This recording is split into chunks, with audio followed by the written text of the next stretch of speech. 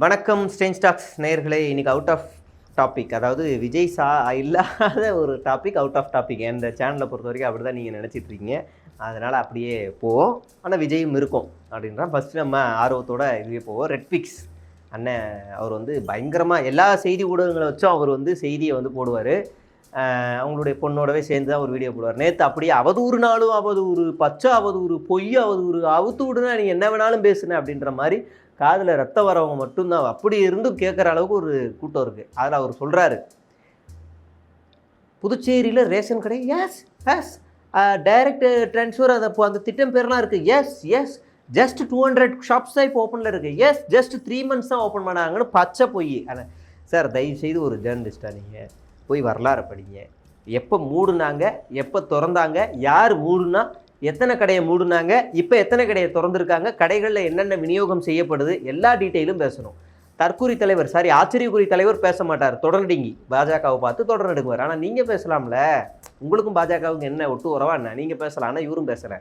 கிரண்பேடி கவர்னராக இருக்கும்போது அந்த திட்டத்தை, ரேஷன் கடை திட்டத்தை டெஸ்ட் பண்ணுது. இந்த ஒரு சின்ன மாநிலத்தை வச்சு டெஸ்ட் பண்ணலாம், இங்கே ஒர்க் அவுட் ஆகுதான்னு பார்க்கலான்னு ரேஷன் திட்டத்தை அங்கே ஒழிக்கிறாங்க.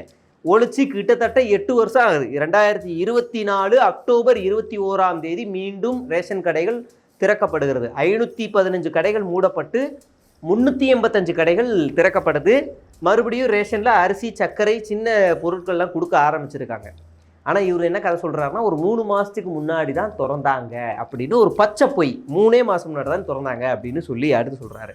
சரிங்க, ஏன் ரங்கசாமி எதிர்க்கலன்னு எல்லோரும் கேட்குறாங்க டேடி அப்படின்னு இவர் சொன்னோன்னே, ஒய் ரங்கசாமி ஏன் எதிர்க்கணும்? Why Rangasamy he is not a ruling பார்ட்டினா, அவர் பிஜேபி தான் ரூலிங் பார்ட்டி. சரி, அப்போ பிஜேபி எதிர்க்க வேண்டியதானே,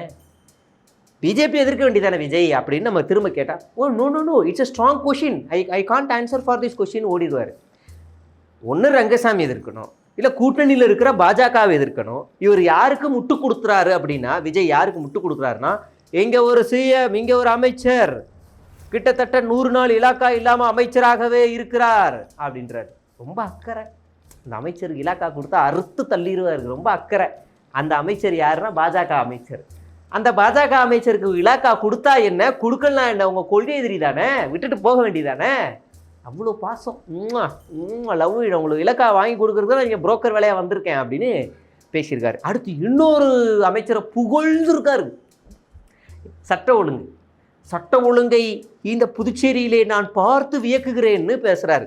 மெடிக்கல் மாஃபியா, போலி மருந்து புதுச்சேரியில் தலை தூக்கி நிற்கிது. அடுத்ததான் இந்த ஆரோவில்லி பீச்சு, அதை எப்படி சூறையாடி இருக்காங்கன்னு நக்கீரன் ஒரு பெரிய கட்டுரையே வந்திருக்கு. அடுத்து அங்கே நடக்கிற சட்ட ஒழுங்கு பிரச்சனைகள்லாம் நிறைய இருக்குது. பாண்டிச்சேரி பல்கலைக்கழகத்தில் மாணவிகளுக்கு அப்யூஸு டைரெக்டாக டிவிக்கே வந்திருக்கு, ரிஜெக்ட் பண்ணியிருக்காங்க. இதை பற்றிலாம் பேச வேணாம், தள்ளி போங்கன்னு. இவ்வளவு நடந்திருக்கு. சட்ட ஒழுங்கு சிறப்பாக இருக்கிறது, பாண்டிச்சேரியை பற்றி தமிழ்நாடு கற்றுக்கணும்னு அவர். சரி, சட்ட ஒழுங்கு யார் கண்ட்ரோலில் இருக்குன்னா ஒரு அமைச்சர் கீழே. அந்த அமைச்சர் யார் அப்படின்னா நமச்சிவாயம். அவர் யார் அப்படின்னா பாஜக. 2 பாஜக. லவ் யூ 2 அமைச்சரும் மெச்சுக்கிறார் Vijay. Love you sir, love you அப்படி நீங்கள் அழகாக நடத்துறீங்க, புதுச்சேரி சிஎம்மை பார்த்து நான் வாழ்த்துறேன், அவரே புலம்புறாரு. அப்போ இந்த 2 இவர் வந்து இங்கே வந்து முட்டு கொடுக்குறாரு ஃபெலிக்ஸ். அடுத்ததான் ஒரு லேடி போலீஸ். 40 people died. எனக்கு நீ சொல்லாத நான் என்ன செய்யணும்னு கத்துறாங்க. அது வந்து மாத்துறாராம். ஆக்சுவலி புஷி ஆனந்தும் வந்து அவங்க என்ன சொன்னார்னா, நிர்வாகிகள் மட்டும் வாங்கன்னு தான் சொன்னார். பட் அங்கே லாங்குவேஜ் கம்யூனிகேஷனால் அந்த மைக்கை அப்படி பிடுங்கி அந்த லேடி வந்து பேசிட்டாங்க அப்படின்னு இவர் சொல்கிறாரு. என்னமா உருட்டு. அந்த லேடி ஒரு போலீஸ், லாங்குவேஜ் கம்யூனிகேஷன் இல்லாமல் இங்கே வண்டியை வேலை செய்ய தெரியாமலா வேலை செய்கிறாங்க? லேடி போலீஸை கொச்சப்படுத்துறீங்களா? வேலை செய்ய தெரியாமல வேலை செய்கிறாங்க. அதாவது அவங்க பார்க்குறாங்க, கண்ட்ரோல் அவுட் ஆஃப் கண்ட்ரோலாக மாறுது. காலையிலேருந்து அவங்க ரெடி பண்ணி வச்சுருந்த பெட்டாலியன் எல்லாத்தையும் சீர்குலையுது. அப்போ அவங்க ஆக்ஷனை கையில் எடுக்கிறாங்க. மைக்க கொடு அப்படின்னு வாங்கிட்டு கத்த ஆரம்பித்து மறுபடியும் ஸ்ட்ரிக்ட் ஆக்ஷன் எடுக்கிறாங்க. இவர் வந்து முட்டு கொடுக்குறாரு. அவங்க லாங்குவேஜ் பிரச்சனை, அதனால அது miscommunication is equal to communication plus commerce அப்படின்னு இவர் அப்படியே உருட்டுறாரு. இந்த செய்தித்தாள்கள் முழுவதுமே உருட்டலாகவே அவர் எங்கெங்கெல்லாம் வந்திருக்கு அப்படின்னு. விஜய் வந்து மெயின் உருட்டு தான். விஜய் வந்து வாகனத்திலே வராமல் கார்லேயே வந்தார், கரூரில் பாடம் கற்றுக்கிட்டாருன்னு ஒரு செய்தி நிறுவனம் ஒரு செய்தியை வெளியிட்டு தான் அதை இவர் வந்து இப்போ டெஃபமேஷன் கொடுக்குறாரு. விஜய் ரோட் ஷோ தான் நடத்தினார், விஜய்க்கு பெர்மிஷன் கொடுத்துருக்காங்க, அவர் ஒன்றும் ஸ்டேஜ் போட்டு பேசலையே, பஸ் மேலே நின்று தான் பேசினார். அப்போனா இது ரோட் ஷோ தான். Is a brilliant leader, he is a very smart லீடர்னு அடிச்சு மறுபடியும் முட்டு. ஏன்னா நமக்கு ஆச்சரியமாக இருக்குது, எப்படியா இப்படி ஒரு மனுஷனால் பேச முடியுது அப்படின்னு. அது உள்ளரங்கம். இவங்க கேட்டது ரோட் ஷோ, 1/2 கிலோமீட்டராவது கொடுங்க, ஆனால் இது உள்ளரங்கம். உள்ளரங்கத்தில் இவர் வந்து பஸ் மேல் நின்றதுனால இது ரோட் ஷோ கணக்கில் வரும். அதனால இவர் வந்து இந்த மாதிரிலாம் பேசியிருக்காரு. அடுத்ததாக 8 நிமிஷம் பேசுனது தான்மா, 8 நிமிஷத்தில் வேலிட் பாயிண்ட் பேசுகிறது தான் முக்கியம். வேலிட் பாயிண்ட் முக்கியமா இல்லை டியூரேஷன் முக்கியமா?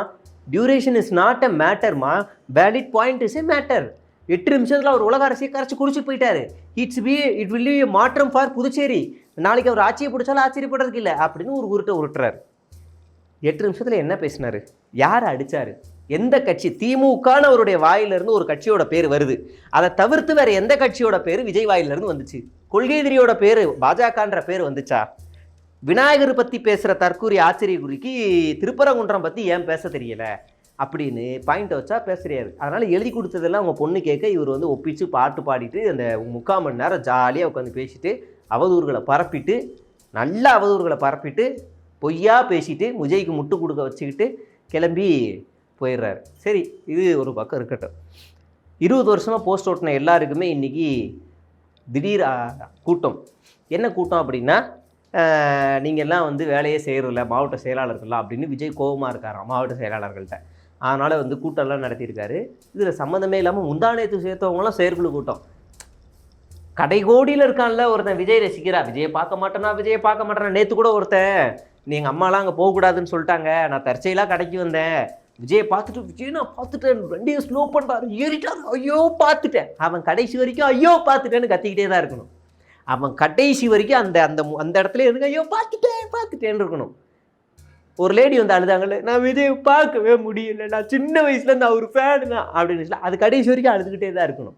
முந்தா நாள் பேசின நாஞ்சில் சம்பத்துக்கு பனையூரில் கதவை திறந்து விட்டு, பாடிகார்டு கதவை திறந்து விட்டு வரிசையில் இடம். நாஞ்சில் சம்பத்து எப்போ போய் போஸ்ட் ஓட்டினார்? போன வாரம் கூட தற்குறி, அது ஒரு ஆகச்சிறந்த தற்குறி கூட்டம், அதை நான் விமர்சிக்கிறேன் அப்படின்னு பேசினவருக்கு வரிசையில் கூட்டம். அப்போ தாவேகா தொண்டர்கள் நீங்கள் ஒன்று புரிஞ்சுக்கணும், உங்களுக்கும் வரிசையில் இடம் வேணும் அப்படின்னா விஜயை திட்டுங்க. எனக்கு அந்த மானங்கட்ட சேர் வேணாம், நான்லாம் கூப்பிட்டா வரமாட்டேன், என்னை ஏற்கனவே கூப்பிட்ருக்காங்க, நியூஸ் சின்ன வெளியே வந்தோடனே என்னை துண்டு போட்டாங்க, போங்கட நாளாக வரலன்ட்டேன். அது தனி மேட்ரு, நான் ஒரு பெரிய டீட்டெயிலே வச்சுருக்கேன். கிட்டத்தட்ட எத்தனை வீடியோ விஜய்க்காக பேசியிருக்கேன், என்னென்ன பேசியிருக்கேன்னு ஒவ்வொரு வீடியோவை தனியாக போட போகிறேன். என்னமோ திடீர்னு கரூர்லேருந்து எதிர்க்கிறேன்னு சொல்லி இவனுங்க அவுத்து விட்டுட்டுருக்கானுங்க. இப்படிலாம் கிடையாது. விஜய் முன்னாடியே என்னென்ன எதிர்த்துருக்கேன்னு நான் வந்து டீட்டெயிலோட பேசுகிறது ரெடியாக இருக்கும், அது தனியாக பேசுவோம். அப்போ திட்டினா பதவி, இன்றைக்கி நீங்கள் திட்டுறீங்கன்னா நாளைக்கு பதவி. நெஞ்சில் பச்சை குத்துனியா ஓரமாக நில்லு. யாரை சொல்கிறேன்னா தாடி பாலாஜி சொல்லலை, சும்மா சொல்கிறேன். அப்போ இந்த உள்ளே போயிடுறாரு. ஒருவேளை நீங்கள் வந்து நாஞ்சில் சம்பத் தேர்தல் பிரச்சாரத்துக்கு போயிட்டு விஜயோட கொள்கையெல்லாம் பேசணும் அப்படின்னா என்ன பேசுவார்? இதுதான் நமக்கு வந்து பேக்கெட் இப்போதைக்கு அந்த கண்ணாடி போட்டுட்டு அவர் எப்படி பேசுவார்? சும்மா ஏதாவது ஒரு 2-3 கொள்கையை எடுத்துருவோமா? தாவேக்காவோட கொள்கையை,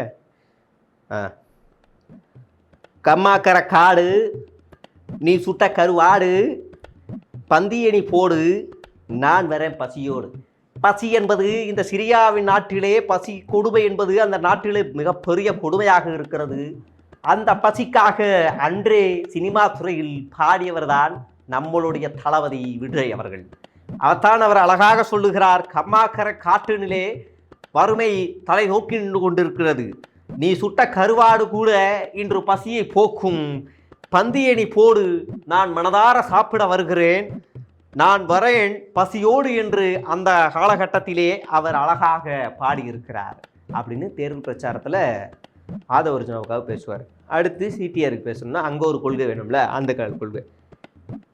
தாவணி தாண்டி பார்த்தவனே, கண்ணாலே என்ன சாய்ச்சவனே, ராத்திரி தூக்கம் கெடுத்தவனே, சுந்தரனே ஏ ஏ ஏ.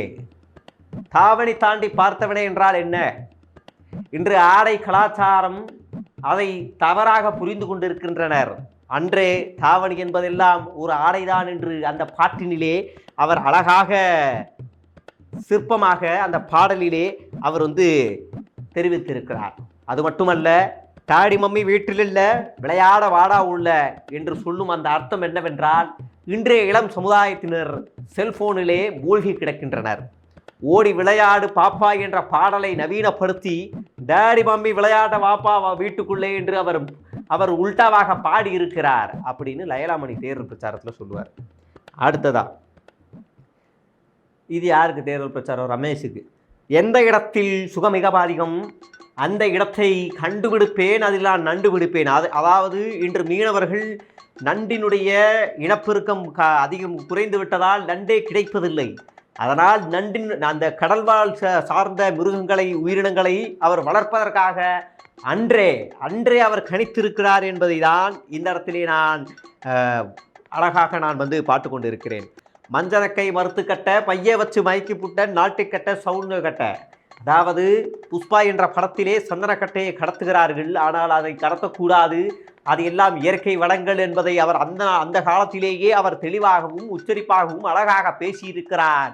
அதை நான் இந்த இடத்துல ஆணித்தரமாக கூறிக்கொள்கிறேன் அப்படின்னு அவர் பேசுவார். அதான் நாஞ்சில் சம்பத் அதிமுக போனால் கூட ஏதோ ஒரு 2-3 வரலாறு இருக்குது, ஏதோ ஒரு 2-3 பாயிண்ட் இருக்குது, பேசலாம். பாஜகவுக்கு போனால் கூட ஏதோ ஒன்று இருக்குது, இல்லை வேறு ஏதாவது கட்சிக்கு போனால் கூட ஏதோ ஒரு 2-3 பாயிண்ட் இருக்குது. இங்கே போனால் இப்படி தான் பேசியாகணும், வேறு பாயிண்ட்டு கிடையாது.